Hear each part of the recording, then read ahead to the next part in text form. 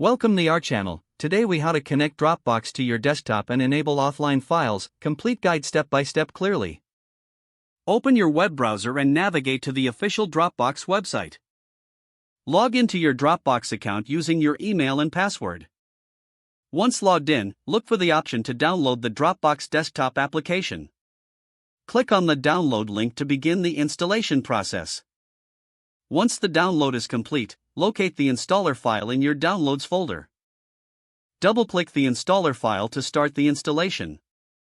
Follow the on-screen prompts to complete the installation.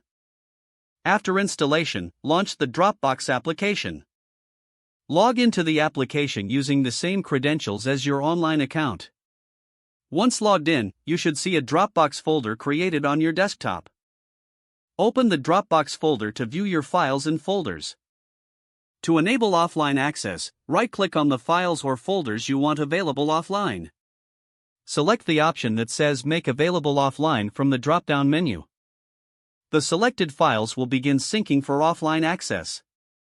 You can check the sync status in the Dropbox application icon in your system tray.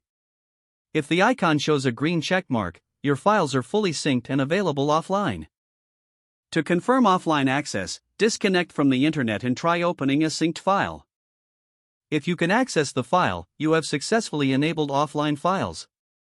For more advanced settings, open the Dropbox preferences from the application menu. Here, you can adjust your sync settings according to your preferences. You can also choose to automatically sync certain folders for offline access. Your Dropbox is now set up on your desktop with offline capabilities.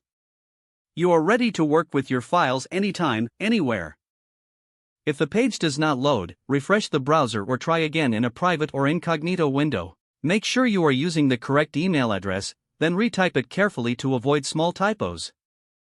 If your password is not accepted, use the reset option and create a new strong password you can remember. Check your spam folder for verification or security emails, then complete any requested confirmation steps. Enable two-factor authentication if available to improve account security and reduce unauthorized access risk.